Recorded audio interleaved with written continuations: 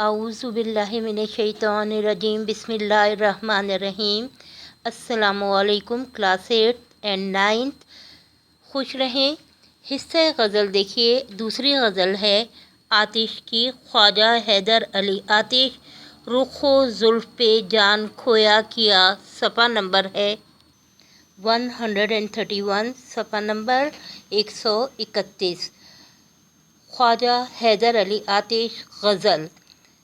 ये गज़ल की दोहराई है और इसमें हम सिर्फ तमाम गज़लों की गज़ल के हिस्से में जो 4 गज़लें हैं हम उनकी तशरीह लिख कर पढ़ कर रहे हैं ताकि हमें लिखना और पढ़ना आ जाए।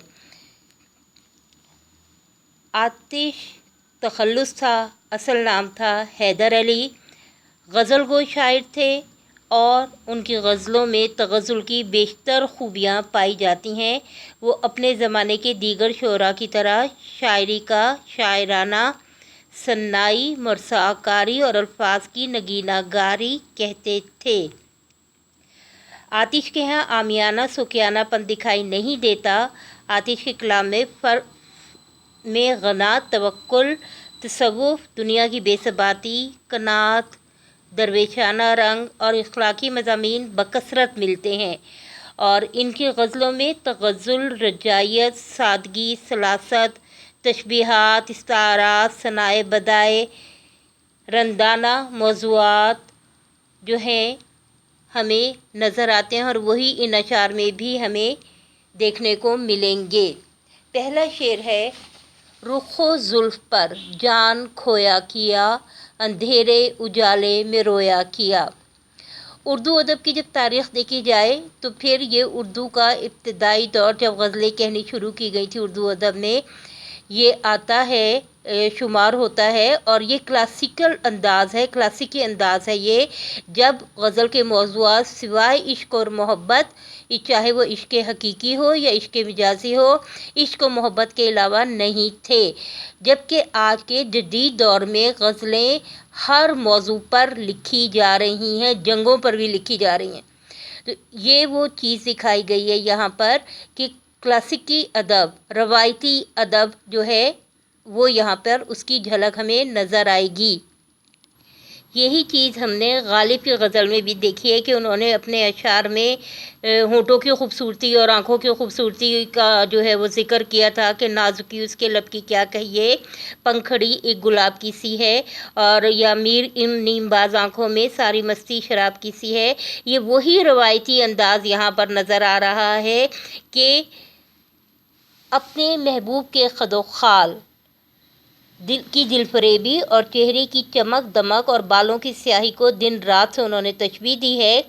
उनका कहना है कि उसका चेहरा इस तरह चमकदार और ख़ूबसूरत है जैसे सूरज की रोशनी से हर चीज़ रोशन हो जाती है और वाज़ेह हो जाती है और रात की स्याही में लोगों को ढांप लेती है और पुरसुकून बना देती है। इसी तरह शायर कह रहा है कि उसके महबूब के बाल रात की स्याही की तरह स्याह हैं। शायर अपनी बेताबी का इजहार करते हैं कि मैंने जिसको पाने के लिए अपनी जान जला दी है, जिसको पाने के लिए जिसको मैंने मूरत बना के पूजना शुरू कर दिया है, इस हद तक चाहना शुरू कर दिया है कि अब मेरी हसरतों में इजाफ़ा हो रहा है, मेरी हसरतें बढ़ रही हैं जो कि मेरे वजूद को टुकड़े टुकड़े कर रही हैं और दिन हो या रात मेरा मुकद्दर रोना बन गया है। ये हुस्न खूबसूरती मेरे हवासों पे छाई हुई है और इसी में मेरे दिन और रात जो हैं वो तबाह हो गए हैं, यहाँ तक कि मेरा वजूद तबाह हो रहा है। मुझे यूँ महसूस होता है जैसे मेरे दिल और दिमाग पर किसी चीज़ का कब्ज़ा हो। रुख, चेहरा, जुल्फ़, बाल, जान खोया, जान घुला दी, ख़त्म कर दी, मिट गया, इसी को ज़िंदगी का मकसद बना लिया और जिसके नतीजे में दिन और रात का रोना मुकद्दर हो गया। यही हालत है कि रहता हूँ उसके तसव्वुर में गर्क रोज़ो शब और ये ऐसी आग है जिसने मुझे तबाह कर दिया है और मेरी ज़िंदगी किसी काम की ना रही। शिद्दत का इजहार है यहाँ पे कि मैं दिन, चेहरा स्याह बाल रात, اور اس حسن اور اس دیوانگی نے میرے دن رات، میری زندگی، میرے شب و روز، میرے دن 24 گھنٹے اور حیات جو میری عرصہ حیات ہے اس کو گھلا دیا ہے، اور میرے مقدر میں رونا لکھا گیا ہے۔ دوسرا شعر ہم دیکھتے ہیں، ہمیشہ لکھے وصف زندان یار، قلم اپنا موتی پرویا کیا۔ شاعر کا کہنا ہے کہ میرے محبوب کے دانت بہت خوبصورت ہیں، جیسے موتیوں کی لڑی، اور ان کی چمک اور رعنائی ایسے ہے جیسے 14ویں کا چاند۔ ان کا کہنا ہے کہ ان خوبصورت دانتوں میں اتنی خوبیاں پائی جاتی ہیں کہ ساری زندگی میں نے ان کے اوصاف لکھے اور ابھی تک ان کے اوصاف لکھ رہا ہوں، بلکہ میرا قلم جب وہ تعریف لکھتا ہے تو وہ بھی موتیوں کی مانند چمکنے لگتے ہیں وہ لفظ بھی، اور اوصاف ختم ہونے کا نام نہیں لیتے، کیونکہ ان اوصاف کا اندازہ یہاں سے ہو سکتا ہے کہ ان کی چمک دمک اور خوبصورتی ایسی ہے جس کو بیان کرتے کرتے مجھے ایسا لگ رہا ہے کہ میرا قلم بھی خوبصورت ہو گیا ہے، الفاظ میں خوبصورتی آ گئی ہے، اور موتی کی مانند قلم اپنا موتی پرویا کیا، موتی کی مانند لفظ جگمگا رہے ہیں، اور ان لفظوں کی قدر و قیمت میں اضافہ ہو گیا ہے۔ جب انسان کسی کی یاد میں محو ہو جاتا ہے تو اس کی ہر چیز، ہر ادا خوبصورت نظر آتی ہے، اور اس کی ہر صفت اچھی لگتی ہے۔ یہی وجہ ہے کہ وہ ایک انسان کی طرح، چاہے دوست یا محبوب، بولتا چلتا کھاتا پیتا ہے، لیکن شاعر کا تخیل جو ہے وہ اس کو بہت آسمانوں کو چھونے لگتا ہے، بہت اوپر لے جاتا ہے، اور یہاں پہ یہی بتایا گیا کہ اس کا بولنا اور بات کرنے کا انداز بہت حسین ہے، اور اس دوران اس کی جو دانتوں کی خوبصورتی ہے، چمک ہے، وہ بہت متاثر کن ہے، اس کی مسکراہٹ۔ اور اللہ تعالیٰ نے ہر انسان کو جو ہے بہت سے ایسے اوصاف دیے ہوئے ہوتے ہیں کہ جس میں انسان کی اپنی کوئی کاوش شامل نہیں ہوتی، خدا داد جو ہے وہ نعمتوں میں شمار ہوتی ہیں، اور انسان اس میں اپنی مرضی سے کوئی کمی بیشی نہیں کر سکتا۔ کہوں کیا ہوئی عمر کیوں کر بسر، شعر نمبر 3 ہے، کہوں کیا ہوئی عمر کیوں کر بسر، میں جاگا کیا بخت سویا کیا۔ آتش کا کہنا ہے کہ اپنی زندگی کی محرومیاں جو ہیں انہوں نے میری زندگی کو حسرتوں میں تبدیل کر دیا ہے۔ میں نے عمر بھر اپنے حالات کو سنوارنے کی، آتش کا کہنا ہے کہ میں نے عمر بھر اپنے حالات کو سنوارنے کی کوشش کی ہے، لیکن میرا مقدر سوتا رہا، میرے نصیب میں نہ تھا خوشی، اور خوشی ہمیشہ مجھ سے دور رہی۔ آتش اس شعر میں اپنی زندگی کے بیت جانے کا ذکر کر رہے ہیں۔ بعض اوقات انسان کے حالات خوشی یا غم دونوں اعتبار سے اس قسم کے ہوتے ہیں کہ چاہنے کے باوجود ان کے اظہار کے لیے ان کو بیان نہیں ملتا، الفاظ نہیں ملتے، اور اسی قسم کی کیفیت کو غالب نے کچھ یوں بیان کیا تھا، کہوں کس سے میں کہ کیا ہے شب غم بری بلا ہے، کہوں کس سے میں کہ کیا ہے شب غم بری بلا ہے، مجھے کیا برا تھا مرنا اگر ایک بار ہوتا۔ اور یہی بے چارگی یہاں پر آتش کی بھی نظر آ رہی ہے کہ ساری عمر آنکھوں میں کاٹ دی، آس امید کے سہارے زندگی گزار دی، لیکن قسمت نے یاوری نہ کی، اور ہاتھ کچھ بھی نہ آیا سوائے محرومیوں، دکھوں اور تکلیفوں کے۔ وہ میر کا شعر ہے نا، شفا اپنی تقدیر ہی میں نہ تھی کہ مقدور تک تو دوا کر چلے۔ یہی چیز یہاں پر وہ کہہ رہے ہیں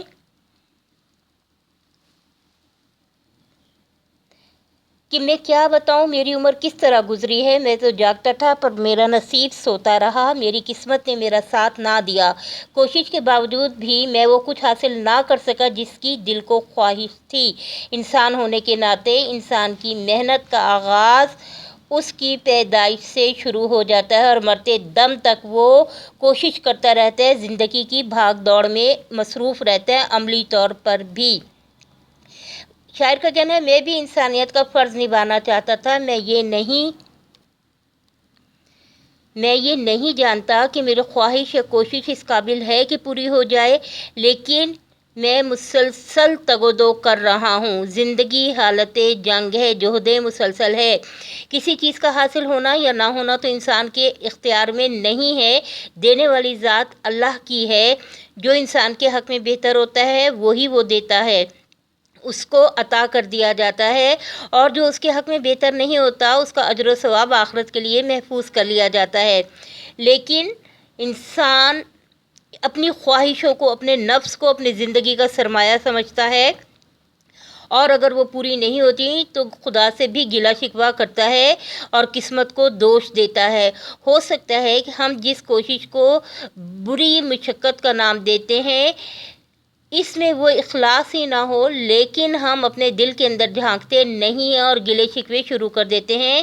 یہی ایک انسان کا نظریہ، سوچ ہے، جس کو شاعر نے یوں بیان کیا ہے: جو چل جائے تدبیر بنے، جو ٹل جائے تقدیر بنے۔ اس بات کو اصغر کیا سمجھے، یہ بات نہیں سمجھانے کی۔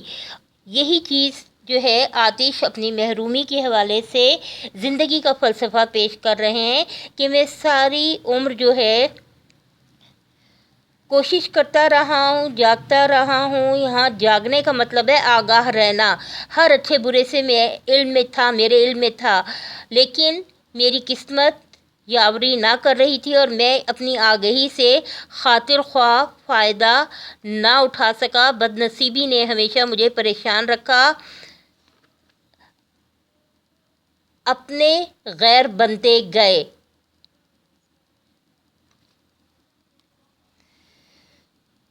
چوتھا شعر: رہی سبز بے فکر کشت سخن، نہ جوتا کیا میں نہ بویا کیا۔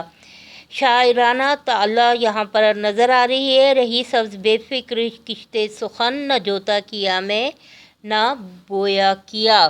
شاعر کو اپنے آپ سے اور اپنی قسمت سے یہ گلا رہا ہے کہ جس چیز کی اس نے خواہش اور کوشش کی ہے وہ تو اس کو نہیں ملی، مگر اس کی شاعری کی فصل ہمیشہ ہری بھری رہی، شعر اس پر اترتے رہے، اشعار کی آمد جاری رہی، لوگوں کے دلوں میں گھر کرتی رہی، اور اس کی ہریالی اور شادابی میں دن بدن اضافہ ہوتا رہا، اور شاعر کی عزت اور قدر و منزلت میں اضافے کا یہ شاعری سبب بنی۔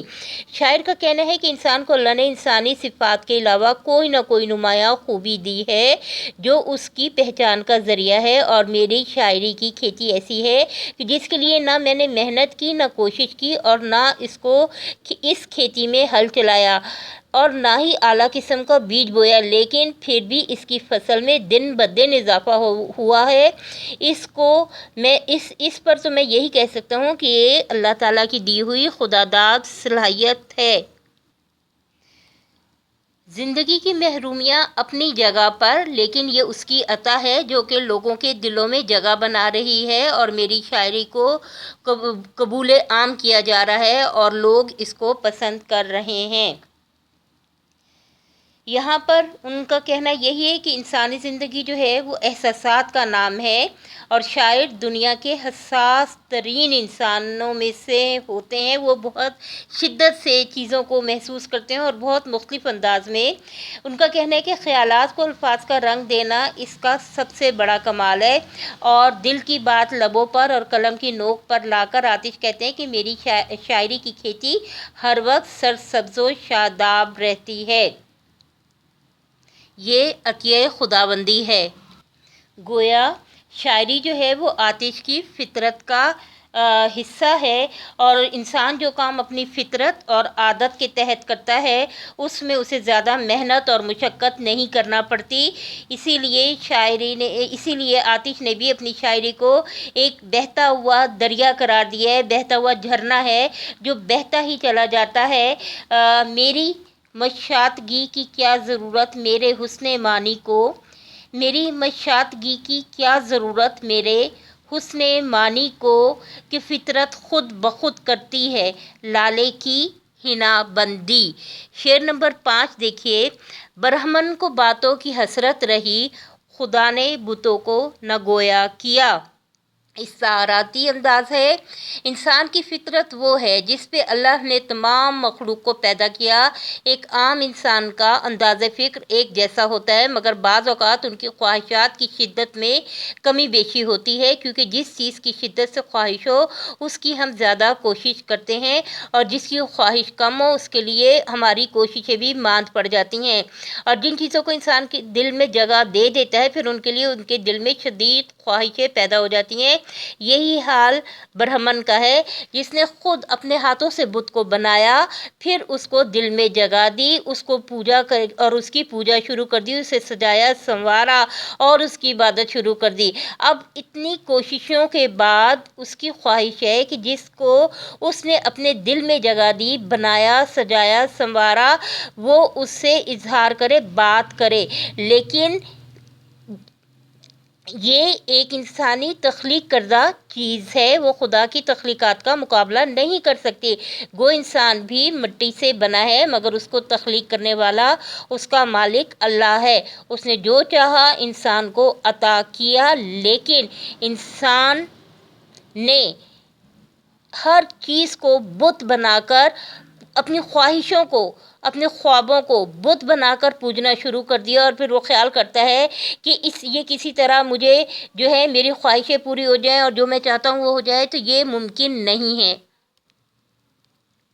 یہ چیزیں انسان کی خوش فہمی اور کم عقلی اور گمراہی کی نشانی ہے۔ جس طرح برہمن اپنے بتوں سے بات کرنے کی حسرت رکھتا ہے اور وہی حسرت لیے ہوئے دنیا سے چلا جاتا ہے اور وہ بات نہیں کر پاتے، اسی طرح شاعر کو اپنے محبوب سے، دوست سے گلہ ہے، جو اتنا سب کچھ چاہنے اور سمجھنے کے باوجود، پوجنے کی حد تک تعلق رکھنے کے باوجود بھی اس سے بات نہیں کرتا۔ اس کا مطلب یہ نہیں کہ وہ بول نہیں سکتا، بلکہ وہ شاعر کو اس قابل ہی نہیں سمجھتا کہ اس کی طرف توجہ دے یا اس سے بات کرے۔ یہاں پر دوست کی، محبوب کی سنگ دلی کی طرف اشارہ ہے۔ برہمن ہندوؤں کی سب سے اونچی ذات ہے، جو کہ بت پرست ہے، اور انسان جس چیز کی پرستش کرتا ہے، چاہتا ہے اس کے بارے میں، چاہتا ہے کہ زیادہ سے زیادہ اس کے قریب رہے۔ یہاں شاعر برہمن کے بارے میں کہہ رہا ہے کہ اپنے آقاؤں سے محبت کرنے کے باوجود حسرت بڑھتی جاتی ہے، کیونکہ اللہ تعالیٰ نے انہیں جو ہے قوت گویائی نہیں دی ہے۔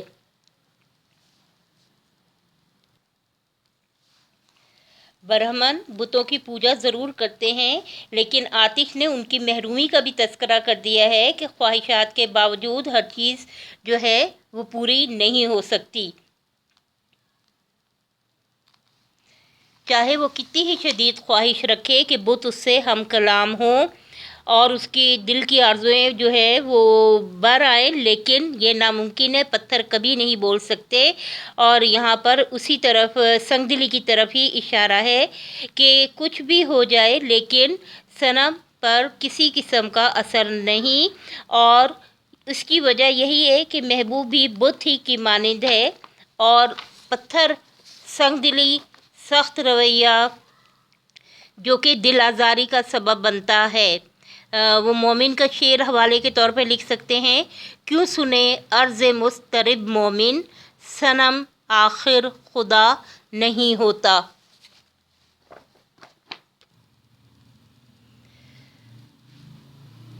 مزہ غم کے کھانے کا جس کو پڑھا، وہ اشکوں سے ہاتھ اپنا دھویا کیا۔ ہاتھ دھونا یا محاورے کے طور پہ استعمال ہوا ہے۔ ہاتھ دھونا یعنی اپنے ہاتھ سے چلے جانا۔ جس کو غم، جس کے دل میں غم جگہ بنا لے اور آنکھوں کے آنسو اس کے نہیں رکیں، تو پھر اسے اپنی زندگی سے ہاتھ دھو لینے چاہیے۔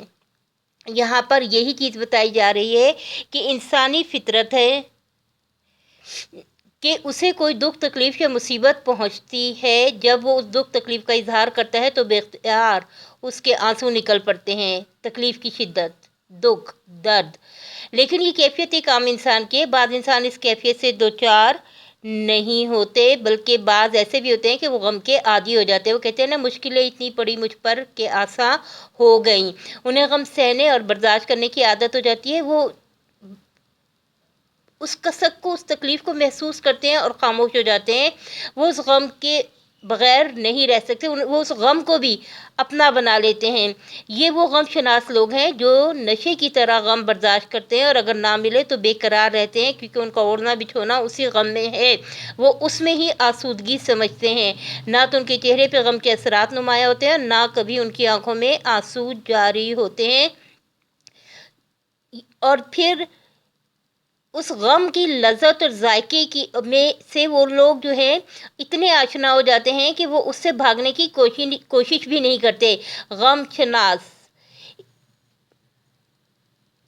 اس غم کو بھی خدا کی نعمت سمجھتا ہے اور اپنے دل میں جگہ دے دیتا ہے، اور اس کے ذریعے اسے اپنے دل کے اندر جھانکنے کا موقع ملتا ہے، اپنے رب کی پہچان ہوتی ہے، اللہ کا قرب حاصل ہوتا ہے، اور وہ ان چیزوں کی حقیقت کے پہلو سے دیکھنے کا عادی ہو جاتا ہے، جبکہ بے بہرا انسان دنیا کی گہما گہمی میں محو ہوتا ہے، یہاں تک کہ اس کو ہلکی بھی چوٹ لگے تو بہت گراں گزرتی ہے، کیونکہ وہ دنیا کے آرام و سکون کا اتنا عادی ہو جاتا ہے کہ وہ چند لمحات کے لیے بھی بے سکون ہونا اس کو گوارا نہیں، کیونکہ اس کی نظر دنیا پر ہوتی ہے۔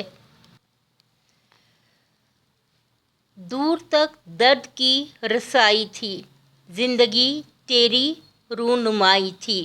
یہاں پر جو ہے یہ حوالے کے شعر کے طور پر، اور بات وہی ہے کہ بزم عشق کی روشنی ہمیشہ خون دل سے ہوتی ہے۔ شاعر کا کہنا ہے کہ جو غم شناس ہوتا ہے وہ اشکوں کو، آنسوؤں کو کھو دیتا ہے۔ کھو دینا جو ہے، ہاتھ دھونا جو ہے، یہ محاورہ بھی ہے، مراد کھو دینا، اور پھر اس کے ہاتھ میں کچھ بھی اپنا باقی نہیں رہتا، آنسو بھی آنکھوں سے بہہ جاتے ہیں۔ یہاں جو پیغام ہے در حقیقت وہ ہے کہ زندگی کا مقابلہ ہمت اور حوصلے سے کرنا چاہیے۔ اگر غم اور دکھ انسان کی زندگی کو مایوس کر دیتے ہیں تو انسان غم اور دکھوں کے ہاتھوں نڈھال ہونے کی بجائے جو ہے وہ حوصلہ اور ہمت رکھے اور غم اور رنج سہنے کا جذبہ پیدا کرے تو پھر تکلیف کا احساس کم ہو جاتا ہے۔ غالب کا ایک شعر ہے، رنج سے خوگر ہو انسان تو مٹ جاتا ہے رنج، مشکلیں اتنی پڑی مجھ پہ کہ آساں ہو گئی۔ مخالف سمت کی چلنے والی ہوائیں انسان کی جو ہے ہمت بندھاتی ہیں، اور اسی طرح مشکلات جو ہیں انسان کو بھٹی سے نکال کر کندن بنا دیتے ہیں، اور پھر زندگی میں ایسے مراحل آتے ہیں کہ کوئی غم نہیں رہتا، یعنی ان کا احساس کم ہو جاتا ہے۔ رنج و غم او اندوہ او حرما او یاس، رنج او غم او اندوہ او حرما او یاس، ہمارے بھی ہیں مہرباں کیسے کیسے۔ آخری شعر ہم دیکھتے ہیں اس غزل کا، زنخدہ سے آتش محبت رہی، کنویں میں مجھے دل ڈبویا کیا۔ یہ مقطع ہے، آخری شعر ہے، اور اس میں آتش کا تخلص بھی استعمال ہو رہا ہے، اس لیے ہم اس کو مقطع کہیں گے، قطع، آخری شعر۔ شاعر کا کہنا ہے کہ مجھے محبوب کی تھوڑی میں پڑنے والے گھڑے ڈمپل سے محبت تھی، اس کی حسن کی خوبصورتی، اس کی رعنائی، یہ شروع سے ہی چل رہا ہے۔ شروع میں پہلے رخ اور زلف کی تعریف کی ہے، اندھیرے اجالے سے، دن رات سے، اس کو جو ہے روشنی سے اور اندھیرے سے تشبیہ دی ہے، پھر اس کے دانتوں کی تعریف کی ہے کہ اور اس کو تشبیہ دی کہ قلم جو ہے جب لکھ رہا ہے تو وہ بھی خوبصورت ہو رہا ہے، اور پھر اس کے بعد اللہ کے جو ہے وہ شکر ادا کیا گیا ہے کہ اگرچہ کہ میری زندگی دکھوں سے بھری رہی ہے، میں نے کوشش کی ہے لیکن میں مایوس رہا ہوں، لیکن اللہ کی عطا ہے، عطیہ خداوندی ہے کہ اس نے جو میرے قلم میں طاقت دی ہے، جو لوگوں کے دلوں میں اتر رہی ہے اور لوگوں میں مقبول عام ہے۔ اور پھر انہوں نے اس طراتی انداز میں کہا ہے جناب کہ برہمن جو ہے وہ کتنی بھی کوشش کر لے بت بول نہیں سکتے، اور پھر بتایا ہے کہ غم جو ہے وہ حوصلے سے غم کو حوصلہ ہی اور امید ہی شکست دے سکتی ہے، کیونکہ جس کو غم لگ جائے اس کو دیمک کی طرح وہ چاٹ جاتا ہے، اور اس کے آنسو جو ہے وہ پرائے ہو جاتے ہیں، اتر جاتے ہیں، آنکھوں سے نکل جاتے ہیں، اور وہ اپنے ہاتھ دھو لیتا ہے ان آنسوؤں سے۔ آخری شعر میں جو ہے یہاں پر وہ کہہ رہے ہیں، زنخدہ سے آتش محبت رہی، کہ آتش حسن جو ہے وہ किताब की मानिंद खुला है, और फिर यहाँ पर उसकी जो थोड़ी में पड़ने वाला गड्ढा है डिम्पल, उस गड्ढे में मेरा दिल कुएं में डुबो दिया है। कुएं की मानिंद मेरा दिल उसमें डूब गया है, और मेरे डूबने की कैफियत ऐसी है जैसे कोई कुएं में गिर जाता है, और जब तक कोई उसकी मदद ना करे वो बाहर नहीं निकल सकता। असल में शायर की वजह बयान ये है कि मोहब्बत एक ऐसी चीज़ है जिसमें इंसान आग की तरह सुलगता है। वो आग उसको जलाती है, कभी भी चैन नहीं लेने देती। ये एक ऐसा कुआं है जिसकी गहराई का अंदाज़ा इसमें डूबने वाला ही लगा सकता है कि वो कितना गहरा है। किनारे पे खड़े हुए शख्स को डूबता हुआ तो नज़र आता है, लेकिन वो फिर भी उसकी तकलीफ़ की शिद्दत और गहराई का एहसास नहीं कर सकता जो उस डूबते हुए शख्स को, बर्बाद होते हुए शख्स को हो रही होती है, जब तक कि वो ख़ुद इन मराहिल को ना देखे। चांद तारे अब तो गर्दे राह में गुम हो गए, कौन सी मंजिल के आज़िम हैं दिले दीवाना हम। आतिश का कहना है कि मुझे अपना कोई होश नहीं है कि मैं कहाँ हूँ। मेरी कैफियत बिल्कुल डूबने वालों जैसी हो गई है। यहाँ पे बेसाख्ता तौर पर जो है उन्होंने कहा है कि मैं इस कुएं में जो डूब चुका हूँ और मेरी ही ज़िंदगी के दिन मुझ पर तंग हो गए हैं। और आतिश ने अपने दोस्त, अपने महबूब के लिए अपनी वारफ्तगी का बेसाख्ता इजहार किया है यहाँ पर। इसके साथ ही हमारी जो गज़ल है आतिश की, इसकी तशरीह मुकम्मल हो चुकी है। हिस्से गज़ल की तशरीह को हमें लिखकर इसकी मशक करनी है। तारुफ, तशरीह और मशक से इम्तहान में सवालात आते हैं, और हमारा तर्ज़ तहरीर मुअस्सर और जानदार होना ज़रूरी है। इसके साथ ही अपना ख्याल रखें, सबका ख्याल रखें, खुश रहें। अल्लाह हाफिज़।